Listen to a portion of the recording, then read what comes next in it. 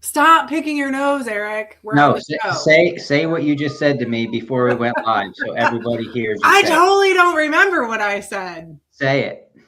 Say it. You. Or your. I'm so considerate. I No, you am. you said that to Thank me. You you. said, you're so considerate. Grace said to Eric, you are Yeah. so considerate. Yeah, something like that. Hey, Funny how that works off air. we're gonna do the switch. You ready? Ready? Hold on. Watch.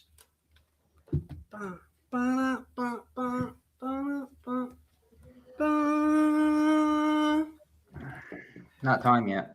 We are officially switching from beanie season to hat season. Yeah. Today. Today's the day. And I'm wearing my Hyner hat because Hyner is coming up. Your opinion is mute. Okay. Actually, I'm warming this. But see, I'll do the switch too. I'm just going stealth mode. We are officially done with beanie season. Just so everybody knows, we are over to trucker hat season. I'm not in a trucker hat right now, though. This is my running hat. Okay, now we can start the show. Welcome, Grace. Welcome to Monday night once again for the 3 trillionth time that we've logged on to this show. Yeah. Hey, we're out of like memory on here.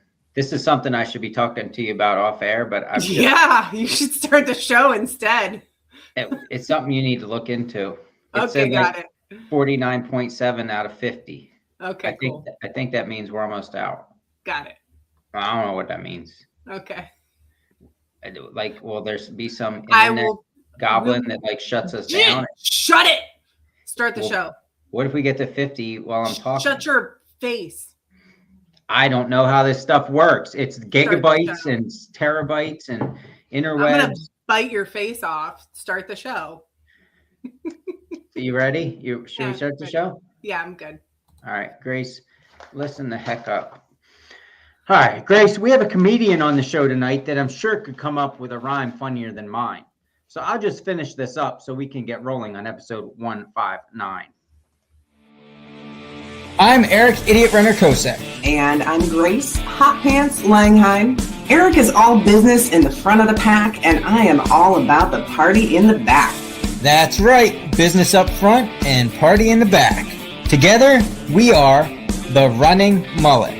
And we are going to talk about every aspect of running, the podium to the DNF and everything in between. If you are a runner, this show is for you. Now sit back, get out your foam roller, and enjoy the party.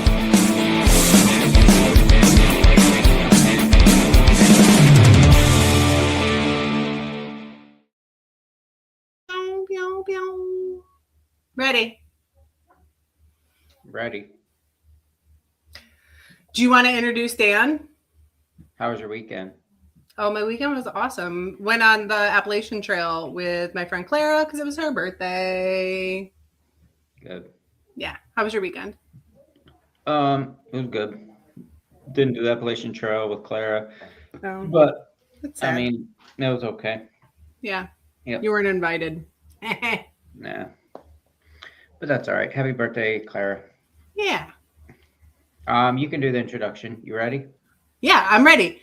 Go. We're gonna have Dan on the show. Thanks for joining us, Dan. Hello. And I was introduced to your presence because I think over 1 week span, like at least 12 of my friends sent me your reels on either Instagram or Facebook, and that happened for like 6 weeks. And everybody said, you should have this guy on the show because you say funny things and you run lots of miles and everybody's very entertained by you. So we're really excited to have you on the show. That's very nice. And I'm usually always in a Hyner sweatshirt. So people always go, oh my God, have you run that race? And it's like, no, I just wear a random race in Pennsylvania sweatshirt all the time. I love my merch from races. Yeah. All right. And that one gets a lot of attention. Oh, Grace, hush. Dan, how old are you? I just turned 31 this year. All right. So Child. Dan is 31 years old. He is an ultra runner. That's why he's on a podcast that talks about running. He is also a comedian, and he also went through a huge weight loss journey along the way. So those things combined is what we're going to talk about. I love Eric, ignore his hands. He doesn't know what to do with his I hands. still don't know what to do with the hands, but we'll figure that out somewhere along the way. So, I mean, as quick as can be, take us through how all this happened. Take your time. It's relatively, I think, quick. College baseball player. I mean, barely could qualify as that. I had like a scholarship to play baseball in college. I struggled with my weight as a kid, pretty fat kid. And then What position baseball? Pitcher. So a position you could be fat in, but the college coaches got on me for my weight pretty early into high school because I was good. But they were like, if you want to play in college, you should probably not be, they would just call you fat back then. You should not be fat. So I lose some weight in high school, get a scholarship. And then opening day of my first ever college game, like as a true freshman, I was pitching and I blew out my arm, threw a changeup in the dirt, elbow exploded. And like two things kind of happened after that, where one, I love stand up. I would listen to comedy before baseball games. Like when everyone was listening to music, I'd listen to George Carlin, Mitch Hedberg, Richard Pryor. I just loved it. So I start doing stand up to kind of curb some of the depression. But also, I now have no athletics in my life. So I go on a pretty insane weight gain where I go from probably my college baseball weight was 195 all the way up to about 355 pounds within 4 years. Yeah, that's got to be hard to move. And I called them depression boots, where I had these big Timberland boots with no shoelaces in them. yeah, Because I couldn't bend down to tie it. I met Artie Lang when I was very young, and he saw how fat I was. We were working the Comedy Cellar, and he was like, "Look at my shoes, kid," and they had no shoelaces in them. He's like, "You got to do the same thing. No reason for us to bend. It's not like they're going anywhere." And like, I wouldn't even have shoelaces. Like, I was genuinely like, it was hard to get out of my car and stuff. Yeah. It was a very large weight. Yeah, it's uncomfortable, and we can all like everybody has a different story on how they get there, and that's all important, but it's uncomfortable. Lots of Wawa was my path there. Lots of Wawa. Yeah, I would get the breaded chicken sandwich, add some bacon, some hot sauce, get some ice cream. It was and Wendy's and Pizza Hut. Yeah, those were the big three. That sounds delicious. That was the trifecta for me. So how long did we stay there for? So I figure by 21, I was pretty fat. 23 was when I was the heaviest. I want to say when I was 24 was when I started to lose the weight. I would have to like actually fact check that, but it was around that time. I was in a couple of really bad car accidents. Like my family kept having these like talks with me about how I should lose the weight. And I kind of told them like, this is how I want to be. Just stop. I think I really, not that I thought it was going to like take me out, but I was fully fine with that. I had a fatty liver. Like I was okay with it. And then like the car accidents, one of them, like I really thought I was going to die. And I realized that I didn't actually want to die once I got that close to death. So then it just kind of sent me on this whole other trajectory. It wasn't like gradual. It was gradual. It wasn't very quick. I was doing shows in Los Angeles, and my friend invited me to go on a hike with him. And I was not looking forward to it, but I begrudgingly said yes because I liked the guy. And I loved there was something about being at Runyon Canyon, which is a very popular like influencer hike in Los Angeles. I think it's a great place to run. I run there multiple times a year. But it's that started it for me. I just love being outside, moving my body in nature. I'd never really been on a trail before with that kind of terrain. And that was the start of it all. I mean, it took a while to go from like hiking and working out to running. Probably like, I think I probably didn't start running until I was in the 290s. So I did the diet change, gave up gluten, lifted a little bit. And then I got a pair of bright orange Asics that were made for fat guys. And I started running, little by little. Wow. And how did you make that transition over to ultra running? Did you know what it was before you started ultra running? Did you fall into it? I think my introduction was Courtney DeWalter's episode of Rogan many years ago. Yeah. I don't know how she came across my social media, but someone had told, I think it was right after probably one of her big performances at that time. And that's how I kind of learned of ultra running. I had a friend who, when I got into running, even before I knew about ultras, gave me the book Born to Run.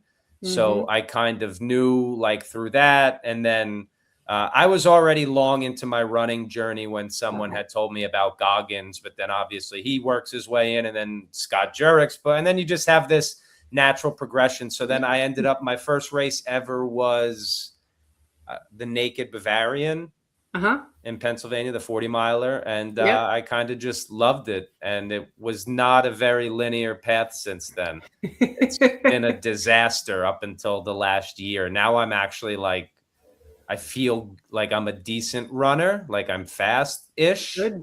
So I'm excited to see where things play out now. But I never put in the work that I think it warranted. And it showed, because you have this idea of like 40 miler, 50 miler, I'll just do the 100. And I wasn't stacking mileage the right way. I didn't have a coach. I wasn't training correctly. I wasn't eating correctly. And it all went pretty bad. A lot of DNFs in there, a lot of emergency room visits, ICU visits. Yeah. Yeah, I hound my friends on a lot of stuff like nutrition, and I say, look, I've made all of these disaster mistakes so that you don't have to. So please, I'm not telling you this. I'm not telling you this to be mean, but like, failure's the perfect blueprint. Yeah, it's a really great way. I mean, I don't know if it's a great way to learn, but it's a way to learn. It's the most intense way the message gets delivered when you're in the Williamsport ICU for 3 days. And it definitely kicks your ass into gear to be like, I need to figure out the right way to do this. And you still got plenty of runway left. You're still young, so you got a long ways to go. I mean, the 30 seems to be when a lot of ultra runners hit there. I know I'm faster than I've ever been now. I mean, I also got divorced this year, which makes you a lot faster as well. I think a lot of ultra runners hit their prime after divorce. So I'm loving it. It's been the best freaking pre-workout in the world. I think it does depend. I had a friend who, she ran a lot and she got up to 100. She did a couple 100 milers right before divorce. And then she got divorced, and then she wasn't interested in running anymore. She's like, yeah, I just did it to get away from him. Yeah, I mean, that's fair as well. That's fair. I guess it does go one of two ways. If the thing you are running from is gone, but yeah. But it can help you work through some stuff, I think, for sure. Definitely. And the early stages of it, I kind of just went pretty crazy. Like in October, I went really hard with the running without a gradual build, and then had some injuries, and now I've worked back, probably the best I've ever worked back from injuries. That's good. And so this is fascinating to me, because I almost hesitate to talk about, I think a lot of us hesitate to talk about running to non-runners because it's so much to explain. I was in a conversation with somebody the other day, and they were like, oh, so you do like really long distance? And I'm like, yeah, sometimes I do like multi-day stuff. So here's your problem. Here's your problem, listen, Grace. Listen to me. Your problem already, I can tell your problem already is you try to explain. I know. They're never going to get it. So I said, well, they ask questions and I don't want to be rude and not answer. No. And they said, what's the longest? And I'm like, oh, like 200 miles. And they're like, wow, that's great. That's amazing. Well, what's the Appalachian Trail? I'm like, it's a little over 2,000. They're like, oh, okay. As if like, oh, now that makes sense that you did 200, because lots of people do the Appalachian Trail and you just did a piddly 200. And I'm thinking like they do like 9 miles a day, whatever. It's fine. It's all fine. But you talk about running in your comedy.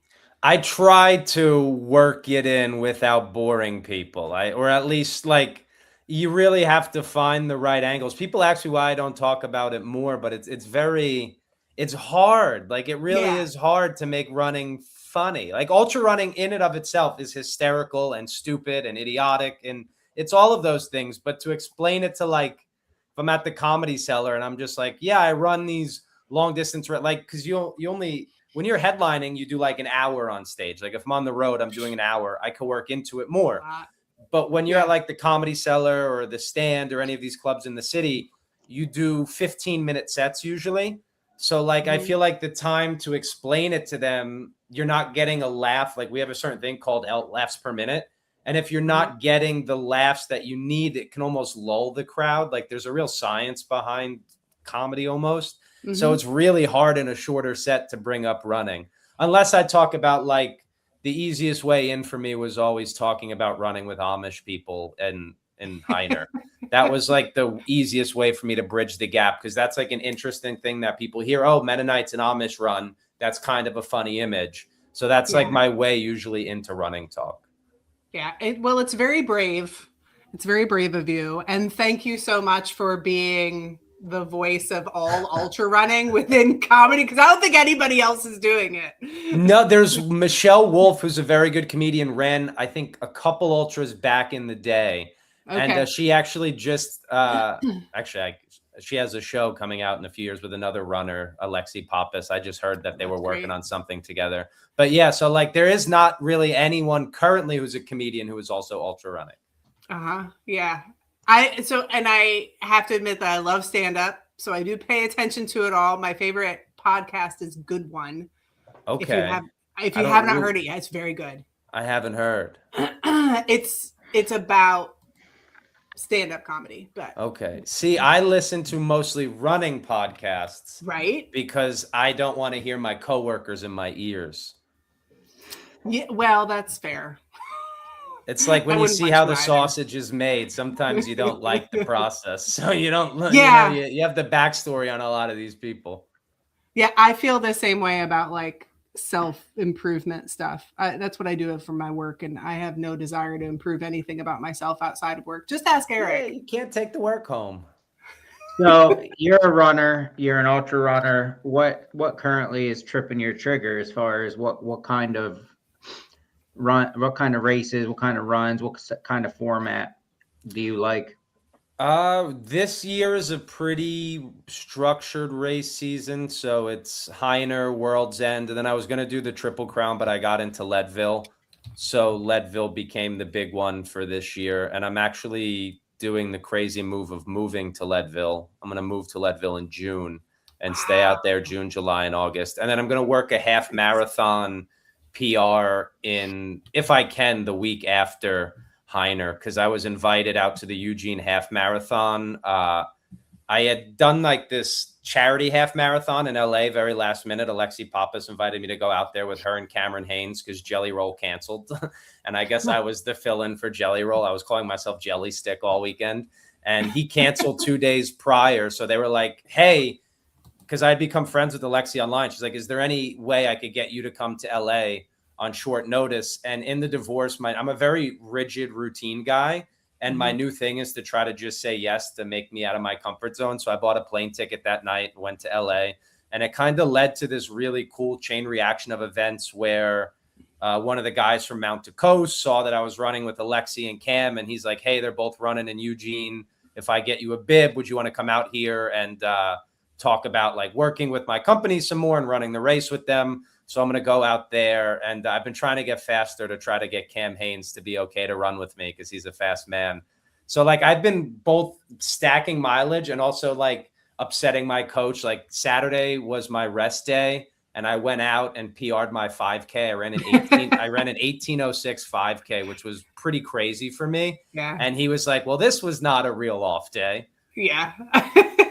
I always say you don't get bonus points for going faster when you're supposed to go have an easy day.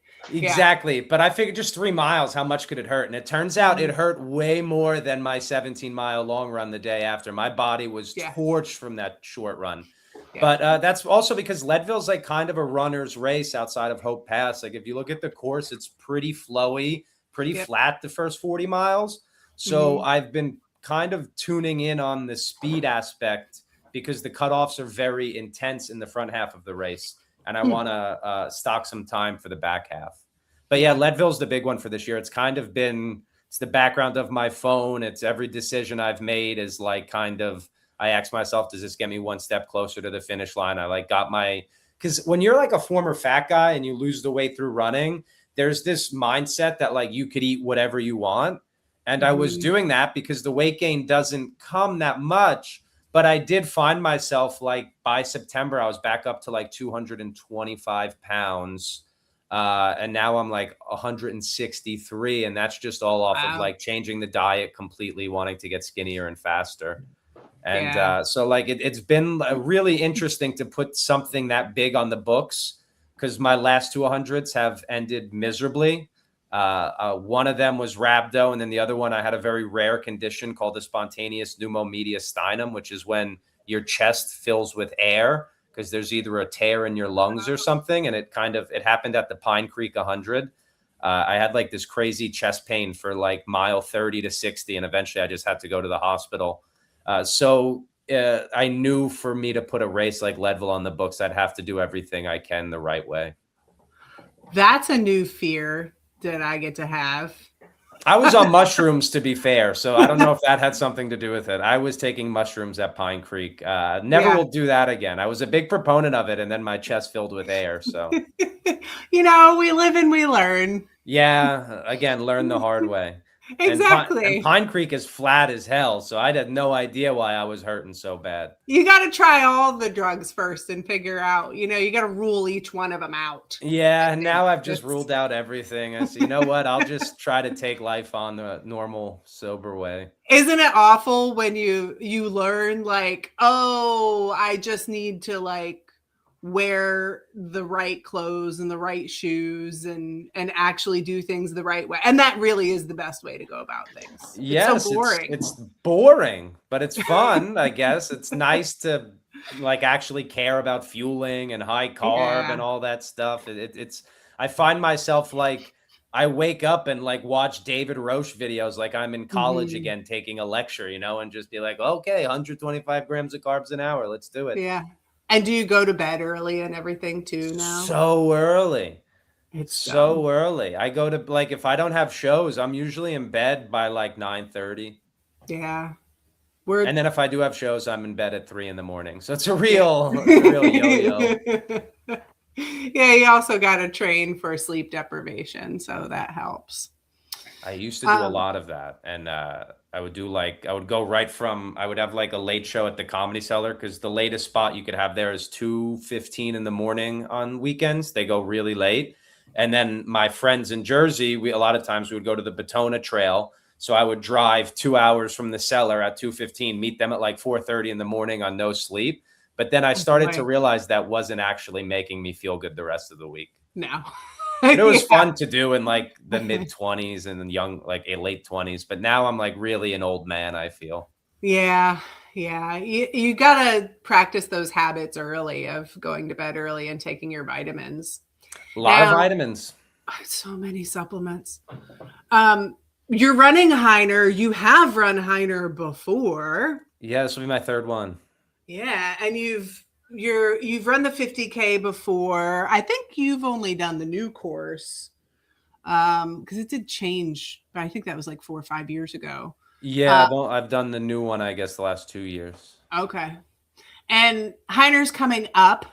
So before people head out to Hyner, especially if it's their first time, do you have any tips for them? I mean, we'll start with don't take shrooms before you do the race. And then what other tips do you have for people going out to Hyner? Everyone always tells you to go fast on the road in the beginning to avoid the bottleneck on the way up. I don't think it makes that big of a difference because the back half is pretty runnable. So like, as long as you make it through that first 15 relatively unscathed, the back 16 are not bad at all. Like, you could get quicker as the race goes on. And I think a lot of people redline up that first climb. Last year I did it, and I was way more well-trained last year than I was the year prior. And I still had a worse time last year because I went a little too, and it was really hot last year. Yeah. But outside of that, it's such a fun race, and it's way more runnable than World's End. So like I think like really walk when you can walk, and then throw down when you can, because the course really allows it. Ah, that's Do you great have advice. Do you have a time goal? No, not really. I would like to beat whatever my last time. I really don't know what they were. I think they're like 7 hours or something, maybe even more. But I would like to go faster than that. But since I'm doing the half marathon the week later, my goal is to like not fully blow myself up and maybe run a little bit faster at World's End, because I would like to get redemption there. I DNF'd at the last aid station 2 years ago. So I have a lot of anger about that still. But yeah, I that's what I say, but I will probably redline it out again. I'll run a fast mile out on the road. I'll try to get through the bottle. I'm going to not follow any of the advice I gave. If I could not throw up this Hyner, that'd be fine. That's a good goal, is to not throw up. Yeah, that's my goal for most ultras, that I 90% of the time fail. Okay. So what do you tend to feel with? Oh, so I was never that dialed in on it, and now I'm like really I used to just do those Jelly Belly energy beans. I used to love them, but in the winter they become so hard. This training block, I've just done a bunch of stuff. Salt Stick has these new gummies that are amazing. I like the Precision high carb chews. I like the Never Second high carb drink mix. I've gone away from Tailwind because I feel like I did a sweat test and I wasn't as high of a sweater as I thought I was. So I think I might have been over salting a lot. So I like the Morton carb bars because they're like 44, I think maybe even almost up to 48 grams of carbs. And I do a lot of Cliff Blocks. I love Cliff Blocks, underrated. They make sour flavors that are really good. I kind of do a mix. If I do any gel, it's the untapped maple syrup. My stomach doesn't handle gels that well. Someone told me about the SIS gels. I got a pack last week.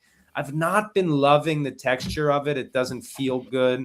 So the maple syrup's the only gel that I use. And I just kind of rotate all of those throughout. Honey Stinger waffles, sometimes just a regular protein bar, regular Cliff bar. Just so like, I felt like in my early ultra days, my stomach would get so thrown off that now if I work more in, it's more like I increase the chances of not getting an upset stomach over stuff. And I love salt and vinegar chips in races because of the salt. Yum. But yeah, I like actually eating stuff like the bars and the chews versus gels, or even like Tailwind and stuff like that.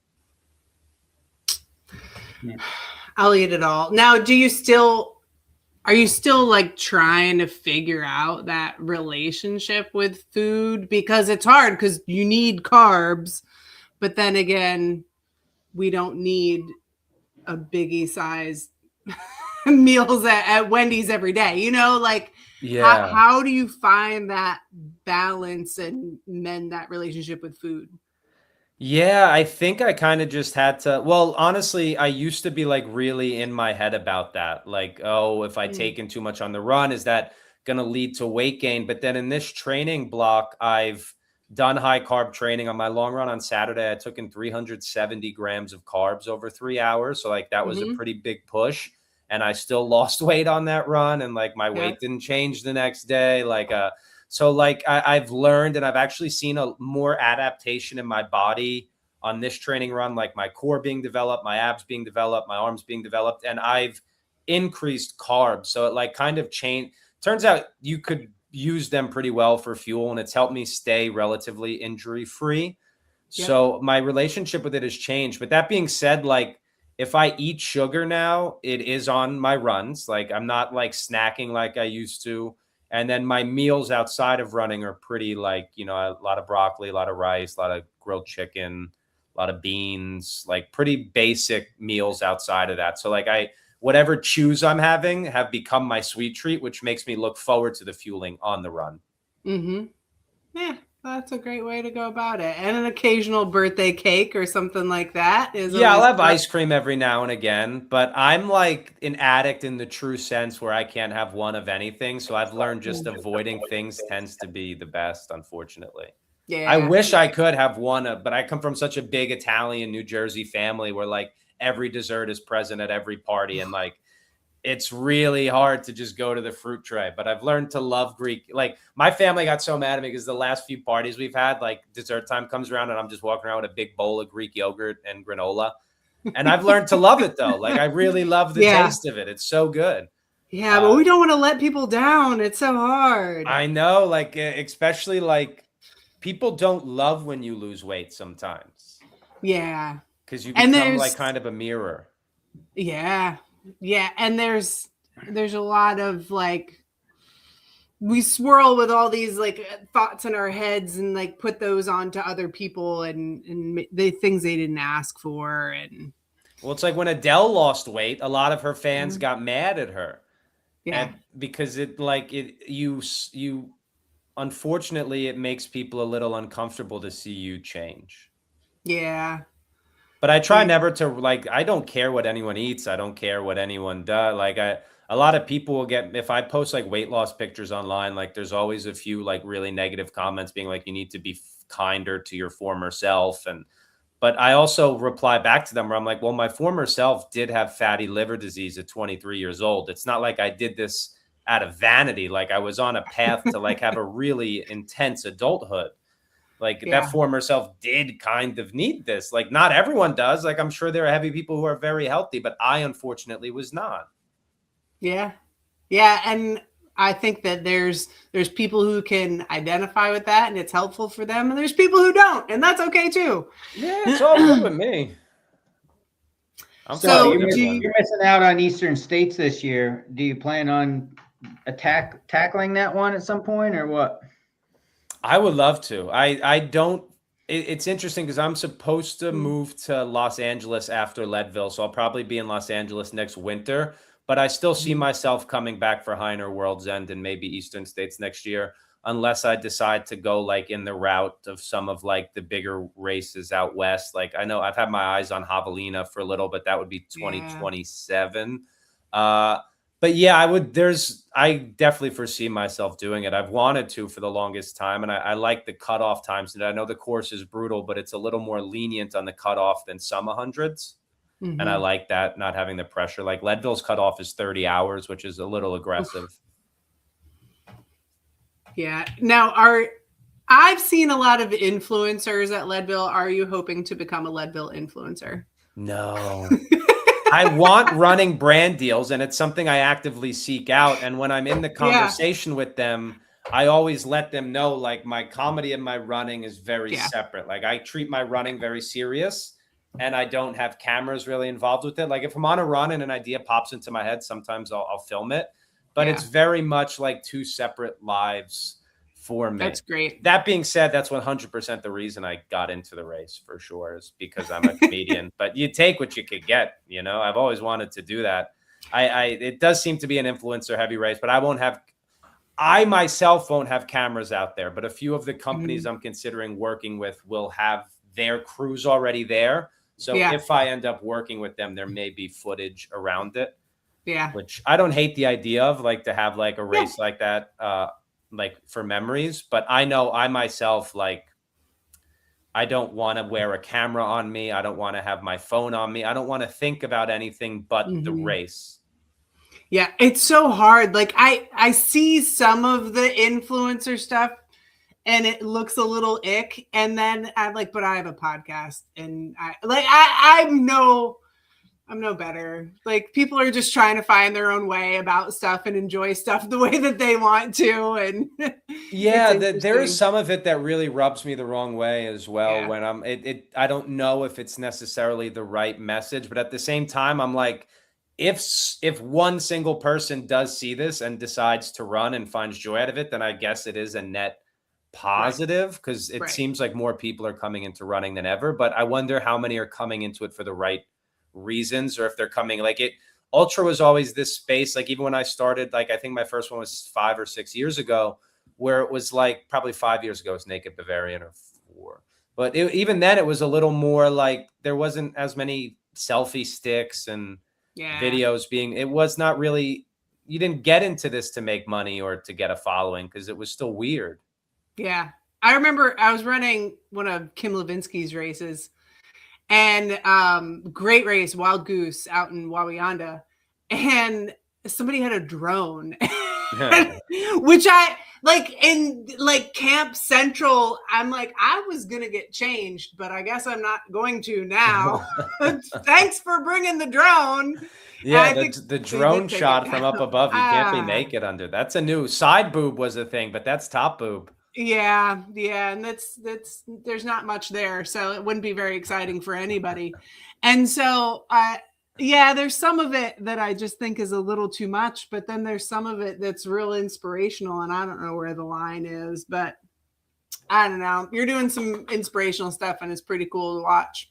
And also there's like 2,000 people who live in Leadville, so I'm not sure who I'll be influencing when I'm living out there. It'll just be me alone. And although Courtney DeWalter lives out there, I hope to run into, I would be very nice to stumble upon her on a run. Absolutely. Get some tips. I don't Make think her laugh. I don't think you'd be stumbling upon her. I think it'd be more like she's flying by you. Yeah, I'd just be like, oh, I think I recognize that person. She would just coast right by. Yeah, she'd probably say hi. I bet she would. So you're going to be at Hyner. You're going to be at World's End. I'm running World's End. Hell yeah. I have you beat for DNFs. Just so you know, this is going to be attempt number 5. Nice. I'm pretty sure if I'm either number 1 for the most DNFs for that race, or if I do it again, I will have the crown for most DNFs at World's End 100K. So, have you also made it to the last aid station and dropped? Yeah, Fern Rock. I made it there in 2020, the year that they had it in the fall. And I made it there 8 minutes late. Yeah.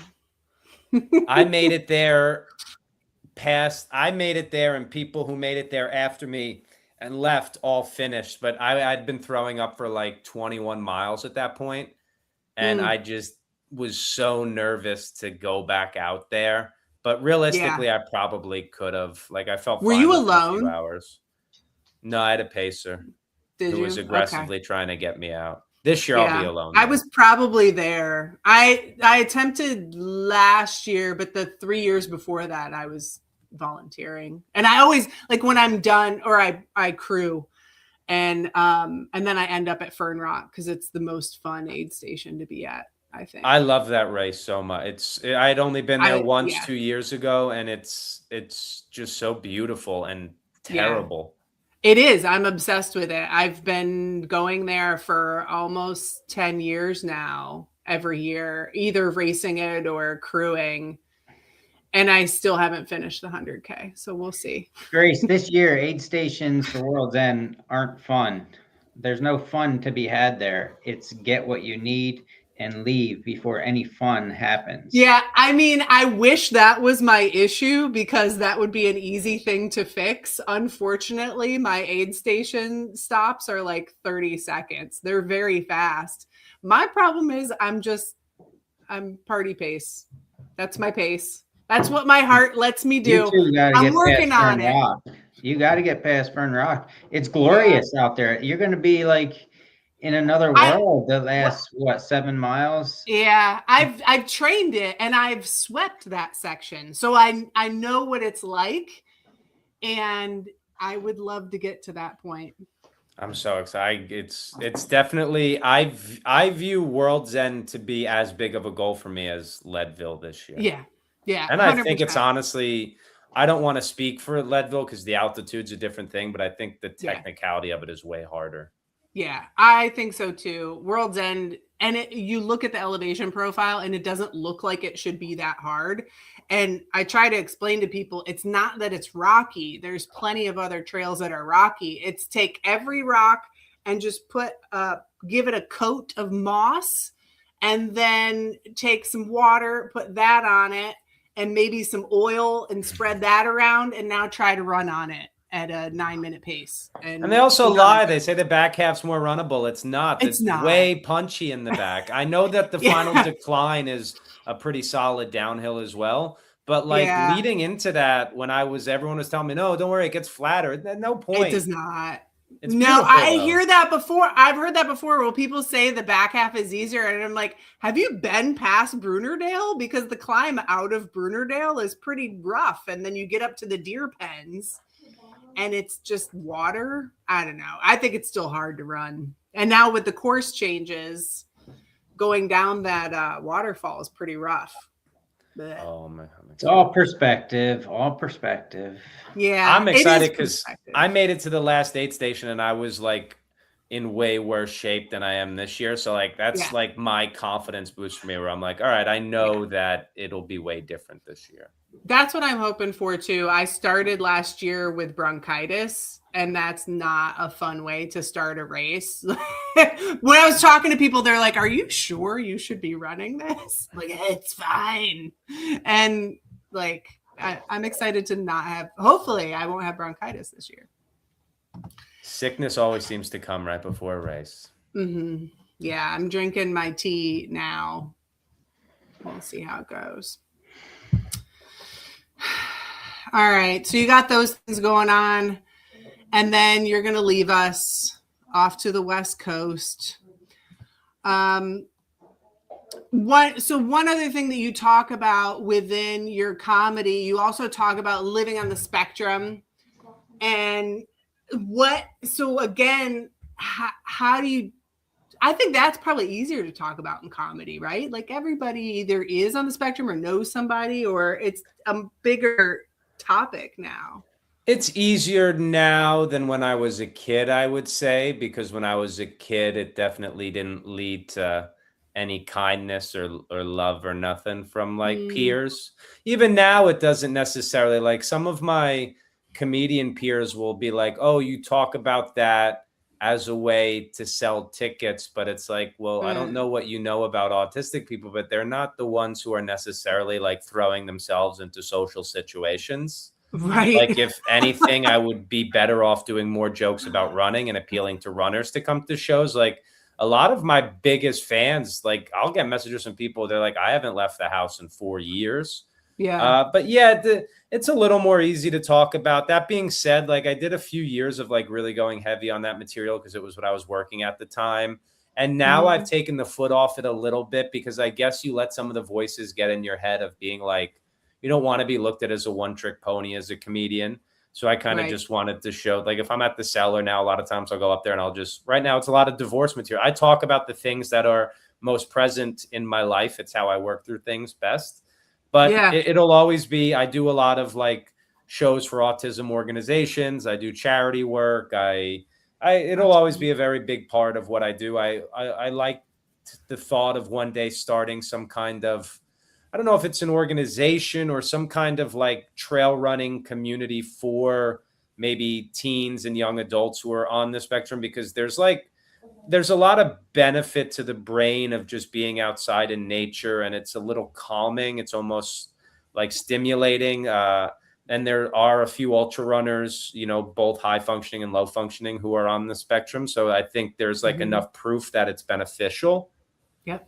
There's a kid named Zach Bates who's run some pretty intense races, fast. He's pretty fast as well, and he's on the spectrum. So like, it's definitely something that I would like to do one day. But yeah, it's easy enough to talk about on stage sometimes, or you could get some pretty rude heckles about it, but nothing I'm not used to. Yeah. I think it's great, and I think that there's people who are living on the spectrum, and there's also I have a few close friends who have like low functioning children, and this is their one thing that they can go off and do is go for a run and come back and be a better parent for those kids. And it's something that a lot of people are living with and trying to figure out the best that they can. So yeah, it's my favorite thing when I go to a show and I see like two parents with their kid there. Like some comedians don't like kids in the crowd, but like if the parents have chosen to bring them, I love that. Like I don't sell as many tickets as a lot of the big comedians, but at the same time, I feel like the comedy that I do has been relatively beneficial for a group of people that may not have felt seen, whether it be the children themselves, the people themselves, or the parents or the families of people who are around it. So that to me has always been really nice, because comedy is a very egotistical and like vapid kind of business. And I never wanted to just do it for that reason. I am a big believer in leaving things a little bit better than you found it. So for me, it's my little way of like not feeling dirty about being in show business, I guess. Wow. So how does that transition happen? Because you can be a big fan of comedy and listen to all of the stand-ups, but how do you get it into your head? Like, oh, I could do that and quiet all the noise. Well, for me, it was like, I never had a lot of friends in school growing up, but that being said, I was a class clown because I never really understood anyone my own age. I never felt like I fit in because I didn't really understand them. I didn't have a good, I've learned through years of therapy how to like better gauge people. But at that point, I knew that if you made people laugh, like that's a very outward emotion. Like I might not have known the emotions of others that well, but if someone's laughing, they think something is funny. So that was like something that I could like objectively see. So I was always like making people laugh, I would make teachers laugh. And it was just like, I was always like definitely the class clown. And then my dad like really liked comedy and there was always CDs in the house. So I would steal them and listen to them. So like, it was just a relatively natural progression. And also I was really sad after baseball went away. So like when you're a college athlete, it's like so much of your day is like, you know, a morning training session, class, then practice at night or a lift. And like, I needed to fill those hours with something, and stand up is very, very like, you need to go all in, especially in the early stages. So, but there's a lot of like, you're putting yourself out there to be rejected and laughed at, and you know, I'm still nervous every single show. I'm nervous every time I walk up on stage, and I don't even know how many shows, countless shows. But if I ever stopped being nervous, I would get really, really scared. Yeah.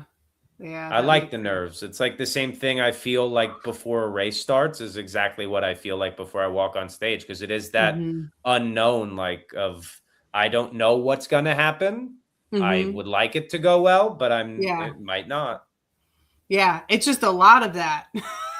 Yeah. And sometimes you're doing it like 4 times a night. And like, that's the cool thing about comedy though, right? Like when a race goes south, it's not every day that you have like another race coming up the next day. But in comedy, you're doing multiple shows a night in New York. So like if something goes really bad, you're going to get another crack at it right after.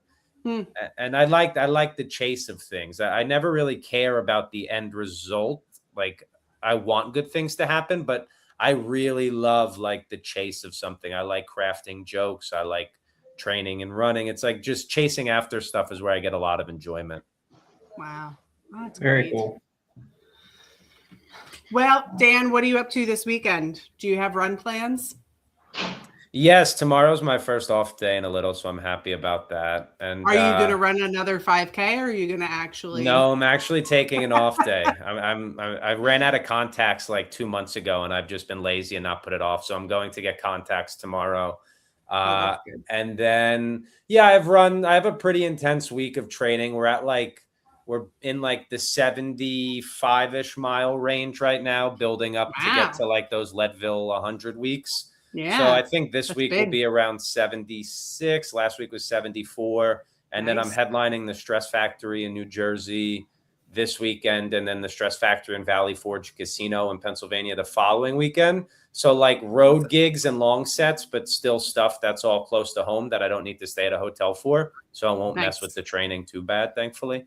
Yeah, that sounds fun. Because hotel treadmills, like I've learned to love them, but man, it's brutal. Because a lot of these hotels have like one treadmill in a very tiny room, and if like a team of like teenage hockey players comes in, you're now getting bullied for the next however long. Those kids, they throw medicine balls. Man, kids are brutal. Yeah. And the treadmills break, dust comes out of them. If you put a hotel treadmill on an incline, there's a good chance powder's puffing out of that thing. Yeah. And it's probably not good powder. It's not gonna speed up your run. Fueled by asbestos. How you doing, Grace? What am I doing this weekend? I haven't decided yet. I have a 3-day weekend. I'm not supposed to run very much because I have the horseshoe trail coming up. So my coach is trying to convince me to taper. I don't know what that is. So I haven't decided yet if I'm going to listen. How about you, Eric? Same. I'm unsure what I'm doing. Hopefully running. Yeah. Now, Dan, where can people follow you, find you, follow along, because you have a very exciting summer coming up? Dan Lamorte on Instagram, or my website's danlamorte.com. I post mostly on Instagram and Facebook, I guess, and definitely don't have any running YouTube influencer stuff at the moment. Yet. Yeah. We'll see. Maybe I'll have drones. Imagine right. showing up at Hyner with a drone. Oh, gosh. Yeah. No. They could just see me out on the trails. My favorite thing is when I'm throwing up in a bush and someone runs past and goes, "Aren't you that comedian?" It's a good job. Look for me at Hyner. I'll be there. Hell yeah. I can't wait to see you guys. And thanks for giving us your time and telling us your story. Thank you for having me on. I look forward to seeing you guys at Hyner and World's End. Yeah. Thanks for inspiring. I hope to see you at the finish line at World's End. That's where we're headed. Yes. That's where we're going. Thanks, everybody, for tuning in. Join us every Monday, 7:30 p.m. Eastern, for more inspiring stories. Say bye. Bye. Thanks, everybody. Bye. Have a good one.